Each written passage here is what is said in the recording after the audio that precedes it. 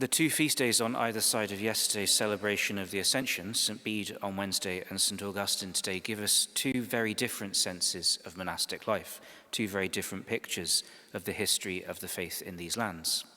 St. Bede is the exemplar of monastic discipline, given as a boy oblate to the monastery, an exemplary scholar, an exemplary monk. Bede's life and the lives of his contemporaries and successors in the monasteries of England were all made possible by the saint whose feast day we celebrate today, St. Augustine. St. Augustine arrived on these shores in 597, but he did not bring the Christian faith to these lands. England already had its first martyr by the time Augustine had arrived, Alban, a Roman soldier who had been executed perhaps as early as 209 for hiding a Christian priest. Christianity was already established in certain parts of Britain, and the foreign princesses married by Saxon kings often came from Christian kingdoms. Indeed, this was the case with Bertha, the wife of Ethelbert, the king of Kent, who was baptized by Augustine. There were even churches, or at least the remains of them in England, when Augustine arrived, and in his ecclesiastical history, Bede tells us that the church, which Augustine founded as his cathedral church, was in fact a much older church used during the time of the Roman occupation and since fallen into disuse. So if Augustine of Canterbury and his band of monks were so late on the scene, why celebrate them with the honor of a feast day? Well, while Christianity was present in these lands, it was present in something of a haphazard way. There were no parishes or dioceses, no interconnected web of monasteries across the country.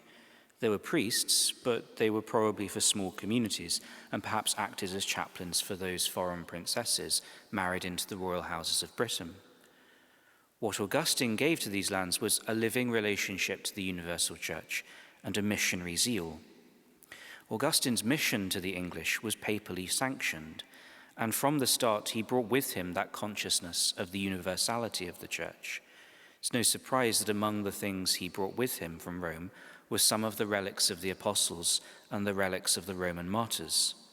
At Canterbury, the first monastery he founded was dedicated to the apostle Peter. Augustine did not come here to form some kind of English church. This sense of connection to the universal church was so central to this land before the Reformation. Augustine's mission was never a one-man work. He came with a group of monks, traditionally numbered around about 40. And so it's no surprise that the gospel appointed for today is St. Luke's account of the mission of the 70. Augustine's work of evangelization spread precisely because it was not just a personal mission, but something which his brethren shared in. It was not a scheme which died with him, but lived on through the continued work of his brothers. His saintly life is a testimony of the power of the religious life for the work of evangelization. It was the fraternal life of the monks which most likely gave the mission its unique power, and it's a pattern which was repeated over and over again in the generations of monks that followed Augustine. Monks like St. Willibrord and St. Boniface make their way to northern Europe to preach the gospel. Paul tells the Thessalonians that he came among them as one who is gentle, one who is like a child. He has not thrown his weight around as an apostle.